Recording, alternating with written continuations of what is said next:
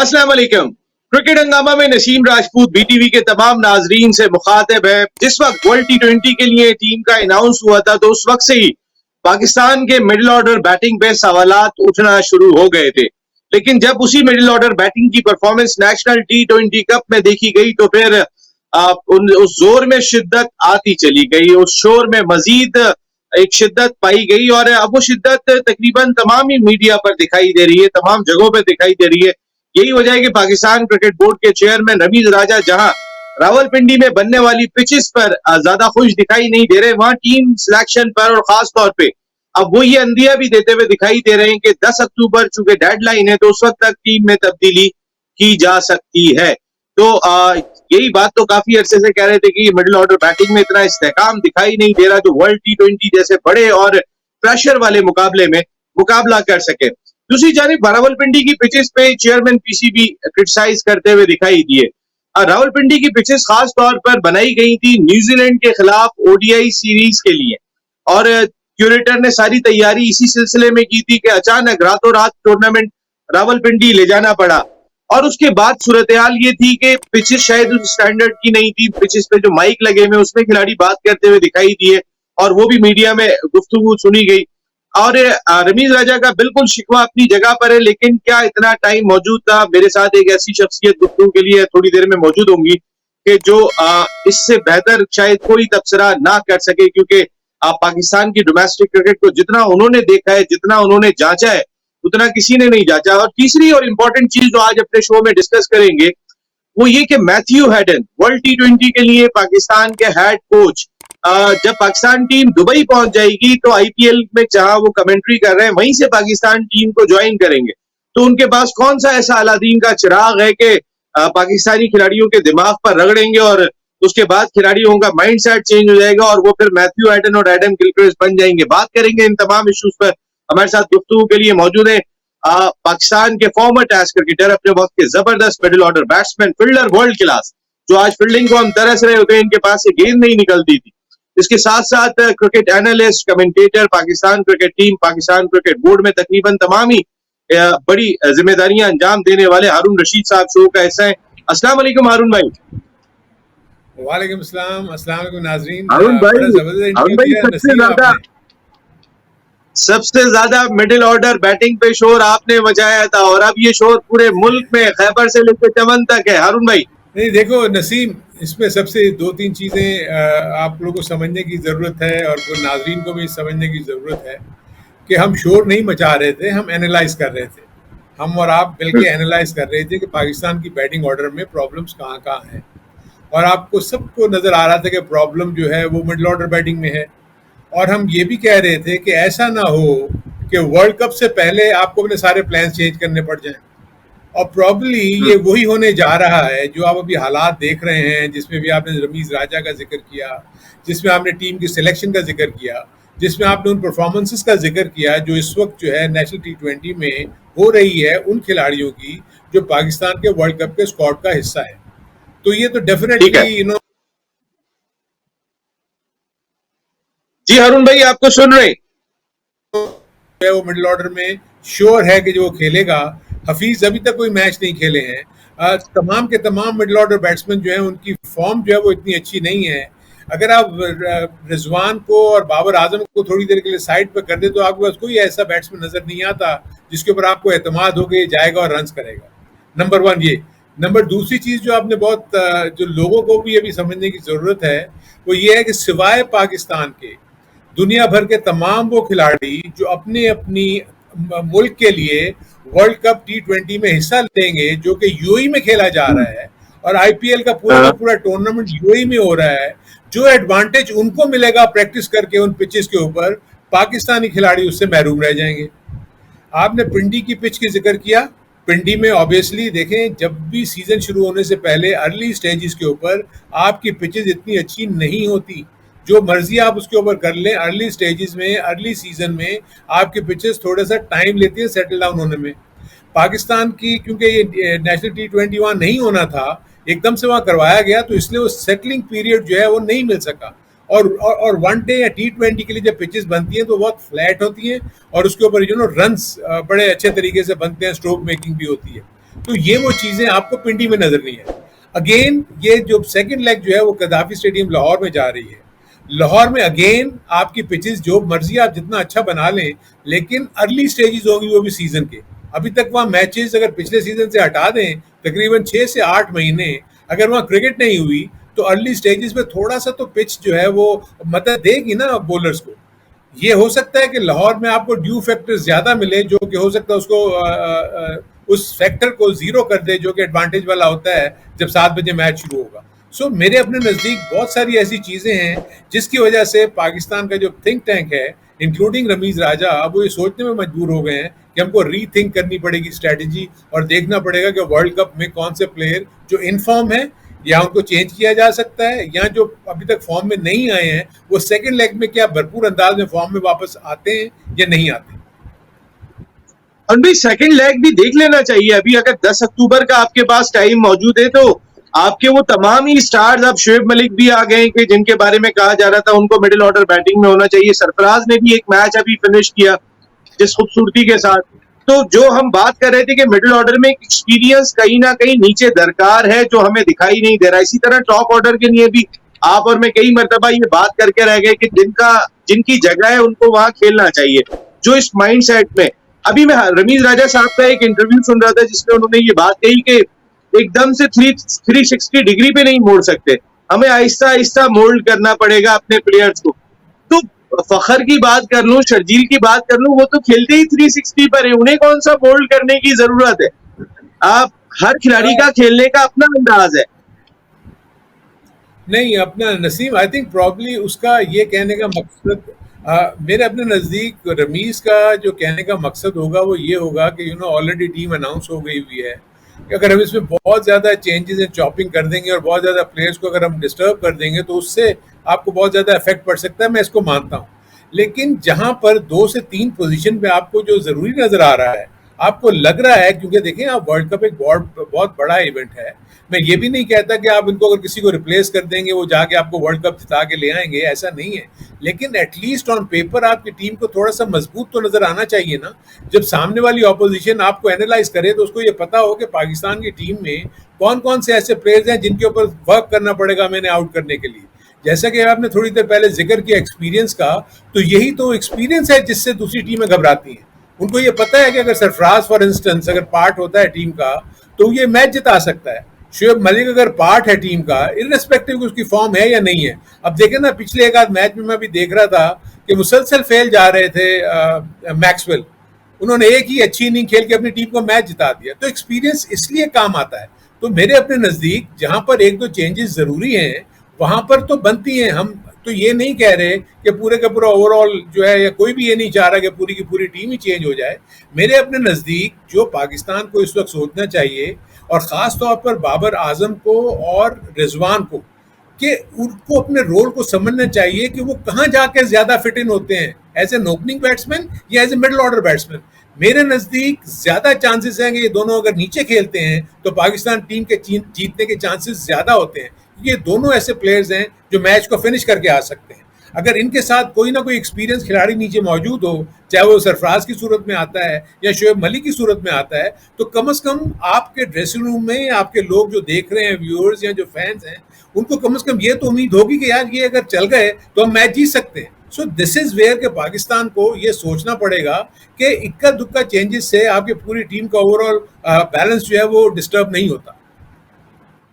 और भाई जैसे आपने कहा कि रमीज राजा सोच रहे होंगे कि एकदम से इसी टीम को सपोर्ट किया जाए, एकदम से चेंजेस करेंगे तो फिर प्रॉब्लम हो सकती है। आपने भी ये बात कही। लेकिन हारून भाई, हम अगर अपनी तमाम सीरीज पिछली उठा के देख लें तो हम हर सीरीज में 3 से 4 प्लेयर चेंज कर करके मिडिल ऑर्डर में ट्राई करते रहे। हमने सभी को तो मौका दे दिया, हमने किसको मौका नहीं दिया। या तो हमारी एक टीम पिछले 1 साल से खेलती हुई आ रही थी और उसके बाद हम चेंज करने की बात कर रहे हैं, तो हम उसके बाद तो चेंज करने की बात नहीं कर रहे हैं। ये तो आप अगर हर सीरीज में देखेंगे, हर सीरीज में जो है वो तब्दीलियां आपको दिखाई दी हैं। तो अभी तो टीम अनाउंस हुई है और जो परफॉर्म नहीं कर रही तो हम चेंज तो हम कर सकते हैं।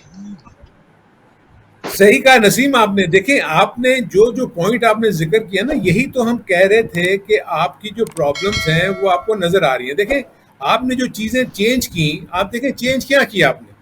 आपने चेंजेस ये की कि जो आपको नजर आते थे कि जो आपके मनपसंद खिलाड़ी हैं जिनके ऊपर आपको ज्यादा कॉन्फिडेंस था, मैं उसको थोड़ा लाइटर वे में कह देता हूँ कि जैसे आसिफ अली को बार बार आप मौके दे रहे हैं, शोएब मकसूद को काफी अरसे के बाद फिर आप वापस लेकर आए, आप इफ्तिखार को फिर बार बार ये करके, लेकिन जहां आपने चेंजेस की जो कि बिल्कुल ही गैर फितरी थी, वो ये कि आपने फखर जमान को ओपनिंग बैट्समैन से उसको मिडिल ऑर्डर बैट्समैन बनाने की कोशिश की। आपने, ठीक है, आपके जो दो ओपनर थे जिसमें रिजवान और बाबर आजम ऊपर रन्स कर रहे हैं, बट इसका मतलब ये नहीं है कि आप ओपनिंग बैट्समैन को अब मिडिल ऑर्डर बैट्समैन बनाने की कोशिश करें और उससे ये एक्सपेक्ट करें कि वो नीचे जाके आपको मैच जिता दे।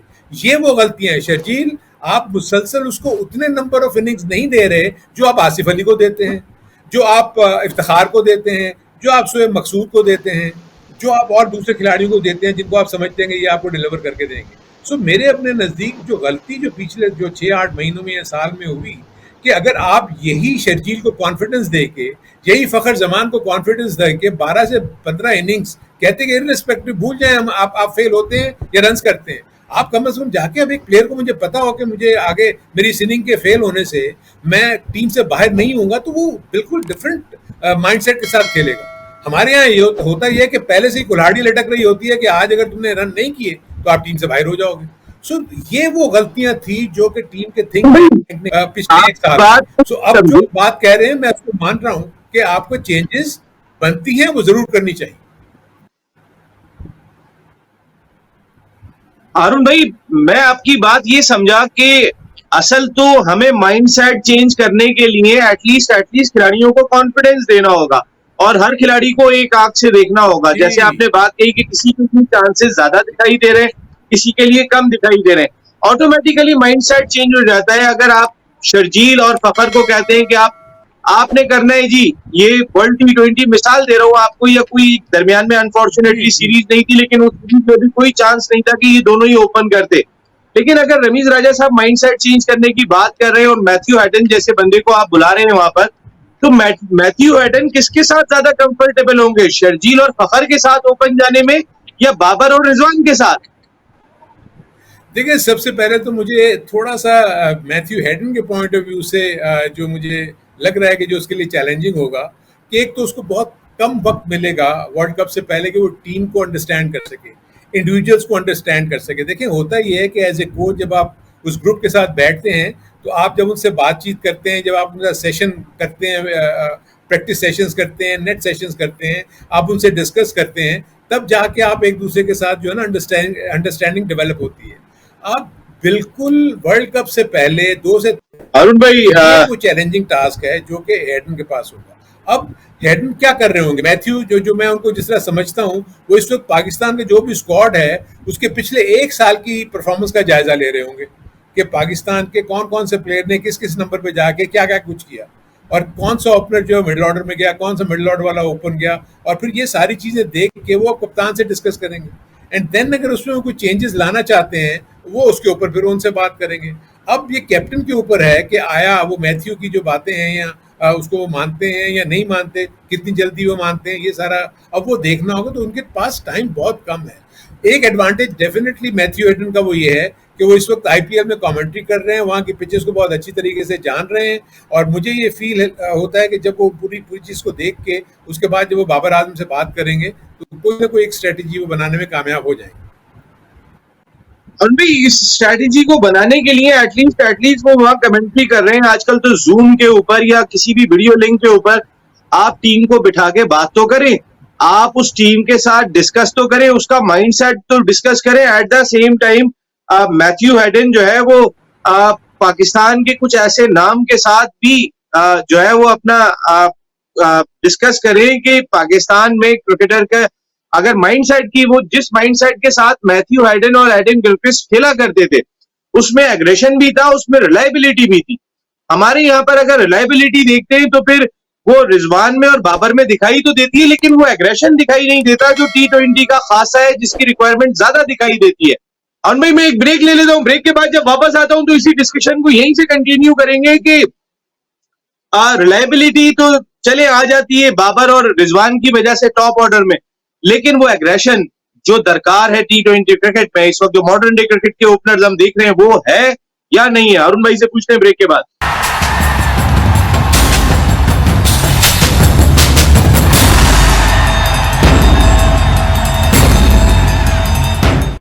क्रिकेट हंगामा में एक मरतबा फिर आपको खुशामदीद कहते हैं। वर्ल्ड T20 में टीम की कारकर्दगी अल्लाह करे बहुत अच्छी हो, अगर नहीं होती है तो फिर आपको पता है हर वर्ल्ड कप के बाद हंगामा तो होता ही है, फिर उसके बाद रीबिल्ड प्रोसेस शुरू हो जाते हैं, फिर उसके बाद डोमेस्टिक क्रिकेट में चेंजेस हो जाती हैं, फिर उसके बाद कई बोर्ड के टीम के ऑफिशियल्स में भी तब्दीलियां हम देखते हैं।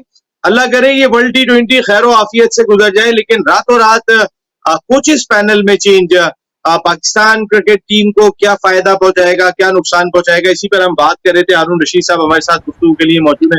और भाई मैं बात ये कर रहा था कि मैथ्यू हेडन ने काफी अरसे से, हो सकता है पाकिस्तान क्रिकेट टीम को उस तरीके से खेलते हुए भी नहीं देखा हो, मैथ्यू हेडन को शायद इस बात मामले में भी ऐसा नहीं है। देखो नसीम, हारून भाई से हमारा राब्ता थोड़ा सा एक मरतबा फिर हुआ है, जब तक हमारी प्रोडक्शन टीम कोशिश कर रही है। असल में प्रॉब्लम यही दिखाई दे रही है कि पाकिस्तान के इस वक्त जो प्लेयर अनाउंस किए गए वर्ल्ड T20 के लिए, अगर हम नेशनल T20 में उनकी कारकर्दगी देते हैं वो बेहतर नहीं। अरुण भाई जी प्लीज, आप बात कर रहे थे।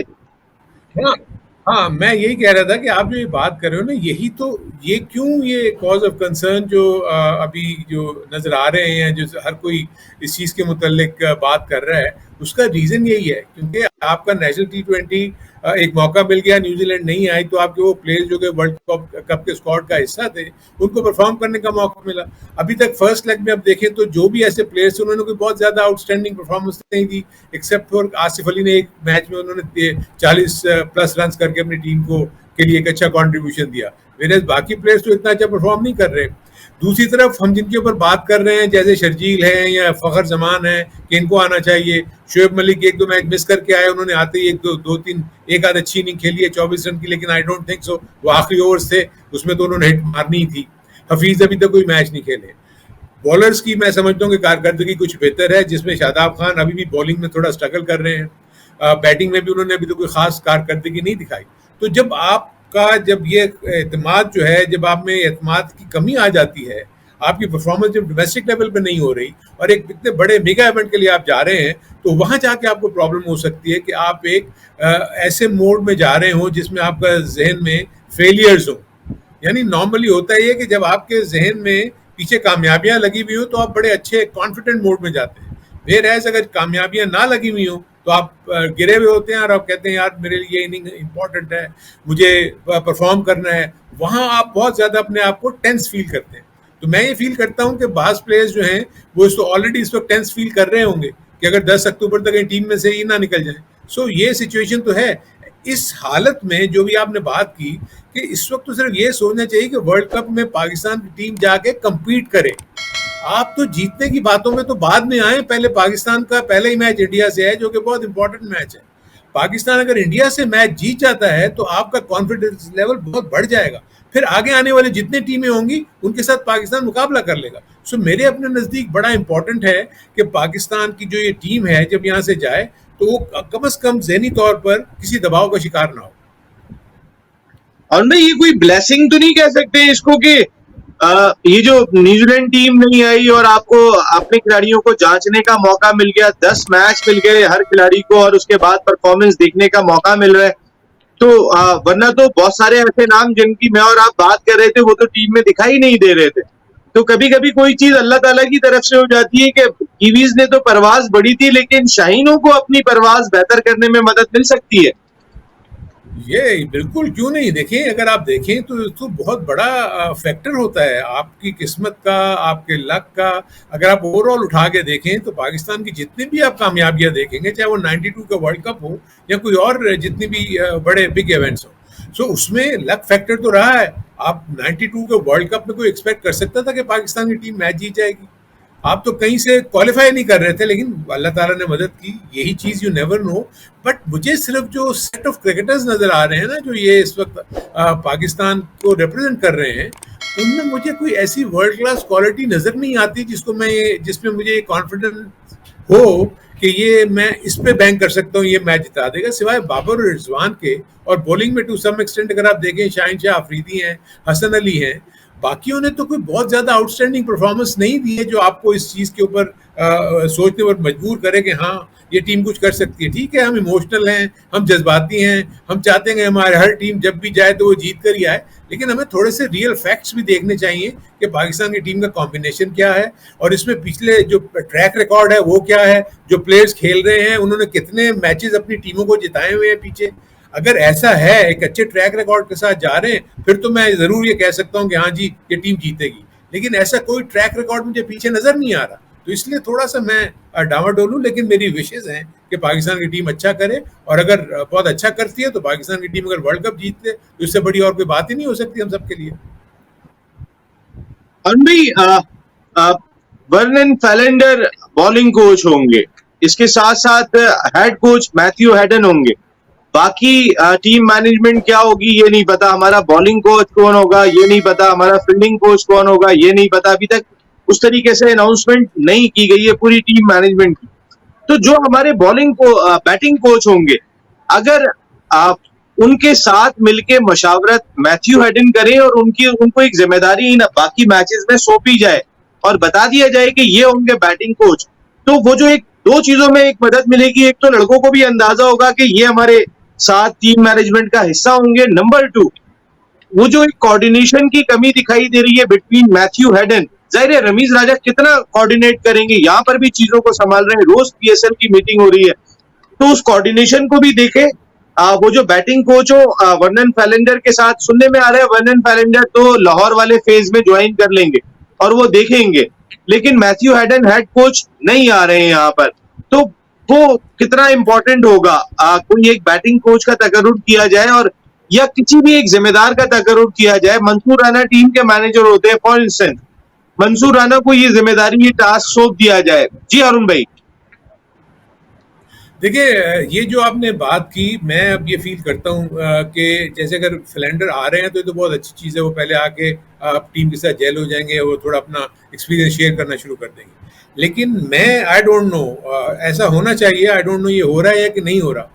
मैथ्यू हेडन को मुसलसल इन टच रहना चाहिए थ्रू स्काइप या थ्रू जूम, बाबर आजम के साथ, रिजवान के साथ और अपने तमाम वो बैट्समैन के साथ, और उनके साथ शेयर करने चाहिए अपने व्यूज। मुझे अच्छी तरह याद है कि बॉब वुडवर्ड जब कोच हुए थे, मैं उस वक्त टीम का मैनेजर था, तो मेरे साथ वो मुसलसल राब्ते में थे आने से पहले, 2-3 महीने पहले से, जबकि उनकी अपॉइंटमेंट हो गई थी। मेरे साथ वो ईमेल पे अपनी अपने प्लान्स भेजते थे और मैं उन प्लान्स को यहाँ एग्जीक्यूट करता था। तो जैसे अभी नहीं कहा कि अगर मंसूर राना को ही उन्होंने कंटिन्यू करना है एज मैनेजर, तो मैथ्यू हेडन का उनके साथ पूरा बाकायदा वो होना चाहिए, वो अपने प्लान्स, वो बाकायदा अपना प्लान मुझे इन राइटिंग भेजता था और मैं उसको यहाँ पर इम्प्लीमेंट करने की कोशिश करता था। उसने एक क्वेश्चनर मुझे भेजा था जो कि हर टीम के मैंने मेंबर को वो दे के बताया था कि क्या क्या उसको वो चाह रहा है बॉब वुडवर्ड। सो ये मैथ्यू हेडन का भी अगर वर्किंग स्टाइल यही होगा तो वो चाहेगा कि पहले से ही उसके पास वो सारी इन्फॉर्मेशन, हर प्लेयर की इन्फॉर्मेशन उसने बॉब वुडवर्ड ने मुझसे मांग ली थी और मैंने तमाम की तमाम उसको इन्फॉर्मेशन दी थी। तो ये क्योंकि अभी वो वहां पर बिजी है आईपीएल में, इसलिए मैं ये फील करता हूं कि अगर जब भी उसको फारिग वक्त मिलता होगा, आई एम श्योर कि वो हो सकता है इन टच हो इन लोगों से, हमें नहीं पता। अगर वो इन लोगों के साथ इन टच है तो मैं समझता हूँ कि काफी हद तक जो कम्युनिकेशन का बैरियर है वो टूट सकता है, और जब ये वहां पर जाएं तो कम से कम इस काबिल होंगे कि मैथ्यू हेडन के लिए एक नई शख्सियत नहीं होगी। और भाई, अगर जैसे आपने अभी बात की कि मैथ्यू हेडन साल भर की परफॉर्मेंस का जायजा ले रहे होंगे और जायजा लेने के बाद जो है वो अपना डिसीजन लेंगे कि किस खिलाड़ी का क्या पोटेंशियल है, तो उस लिहाज से अगर हम देखते हैं तो हमने तो लोगों को कांस्टेंट चांस ही नहीं दिए। जैसे अभी आप बात कर रहे थे कि फखर को 4 पे खिला रहे हैं, शर्जील को उतने मौके ही नहीं मिले, तो मैथ्यू हेडन के सामने तो एक ही पिक्चर होगी कि बाबर ने रन किए हुए, रिजवान ने रन किए हुए, लेकिन मैथ्यू हेडन को पता है कि अगर एडम गिलक्रिस्ट और मैथ्यू हेडन रन करते थे तो नीचे रिकी पॉन्टिंग भी मौजूद होते थे और लाइन एक मौजूद होती थी माइकल बेवन से लेके, वो तमाम के तमाम भी इक्वली गुड प्लेयर हुआ करते थे जो टीम को लेके चला करते थे। लेकिन मैथ्यू हेडन के लिए परेशानी यहां पर आ जाएगी कि वो मिडिल ऑर्डर बैटिंग क्या देख रहे हैं। ऐसे में मैथ्यू हेडन के लिए शर्जील खान और फखर जमान का नाम कोई अनजाना नहीं है, तो क्या मैथ्यू हेडन को कोई नहीं नसीब, मैं आपको थोड़ा सा बताऊं, देखिए इस वक्त तो वो सिर्फ वो जो वर्ल्ड कप का स्क्वाड है ना जो अनाउंस हो चुका हुआ है और जो to some extent reserve players हैं, उनकी तो पूरी की पूरी तवज्जो सिर्फ उस पे होगी। अगर मैं प्रॉब्ली अगर मैथ्यू हेडन की जगह पे मैं बैठा हूँ तो मैं क्या देखूंगा? मैं बाकी प्ले देखूंगा जो उस वक्त टीम में नहीं है। मैं तो सिर्फ वो प्लेयर्स देखूंगा कि वर्ल्ड कप का जो स्क्वाड अनाउंस हुआ है वो क्या है और रिजर्व में कौन से प्लेयर रखे हैं। इन सब का चार्ट मैं बनाऊंगा पिछले 1 साल की परफॉर्मेंस का, और उसमें मुझे ये पता लग जाएगा कि कितने लोगों ने कितने दफा ओपन किया, कितने ऐसे मिडिल ऑर्डर बैट्समैन थे जो फेल हुए, और कितने ऐसे ओपनिंग बैट्समैन थे जिनको मिडिल ऑर्डर में खिलाया गया और उनका क्या परफॉर्मेंस था। फिर जो दूसरी चीज मैथ्यू हेडन करेंगे वो इनके स्ट्रॉन्ग एरियाज देखेंगे कि किन एरियाज में इसने ज्यादा रन्स किए हुए हैं। बाबर का कौन सा स्ट्रॉन्ग एरिया है, रिजवान का कौन सा स्ट्रॉन्ग एरियाज है, और जिन लोगों ने रन्स नहीं किए वो किस किस जगह पे और कैसे कैसे आउट हुए। सो यहाँ पर वो बैठ के अपनी पूरी सोच के साथ कि मुझे किन लेवल्स के ऊपर काम करना है और क्या क्या स्टेजेस मुझे इन प्लेयर्स को बतानी है कि कहाँ पर इन्होंने क्या क्या गलतियां की हुई हैं, क्योंकि आपके पास आजकल स्टैट्स जो है ना बिल्कुल ये हर जगह पे मिल जाते हैं। तो पिछले क्योंकि वैगन व्हील में मिल जाते हैं, आपको पता लग जाता है कहाँ तो ज्यादा आरुण रन्स हुए भाई कहाँ नहीं हुए। ऐसा लग रहा है कि अगर मजीद तब्दीलियां होती हैं तो जो तब्दीलियां हैं वो जल्दी कर लें ताकि मैथ्यू हेडन के लिए तो आसानी हो। चले हम बाकियों के लिए लेकिन मैं मुश्किलात कर रहे हैं, लेकिन नहीं जो भी चेंजेस अगर करनी है तो फौरन कर लें। नहीं आप सही कह रहे हैं नसीम, लेकिन उसमें देखिए क्या है, चेंजेस में कोई नया प्लेयर तो नहीं आएगा ना। आप देखें जो चेंजेस होंगी तो एक्सपीरियंस प्लेयर ही आएगा। फॉर इंस्टेंस शुएब मलिक की हम बात करते हैं, फॉर इंस्टेंस हम सरफराज की बात करते हैं, तो ये दो लड़के हेडन के लिए नए नहीं होंगे। हेडन को प्रॉब्लम उस वक्त होगी कि कोई ऐसा नाम आ गया जो उसने नहीं देखा हुआ, जिसका नाम ही नहीं अब्दुल्ला सुना शफी, होगा। तो लेट्स सी, अब्दुल्ला शफी कभी किसी टीम में जा रहे हैं बलूचिस्तान में खेलने चले का, आई होप अरुण आई भाई, विश हिम वेल। अरुण भाई हाँ हेडलाइन का टाइम हो गया। अरुण भाई इसी डिस्कशन को आगे भी कंटिन्यू करेंगे। Thank you very much Arun भाई, बहुत बहुत शुक्रिया। यह नसीम राजपूत अपनी पूरी प्रोडक्शन टीम के साथ चाहता है इजाजत, लेकिन जाते जाते एक बात जरूर कहूंगा कि हंगामे से बचना है तो एक तो क्रिकेट हंगामा देखते रहें, ये भी बहुत जरूरी है। जल्द फिर मुलाकात हो रही है। टिल देन अल्लाह ने के बाद।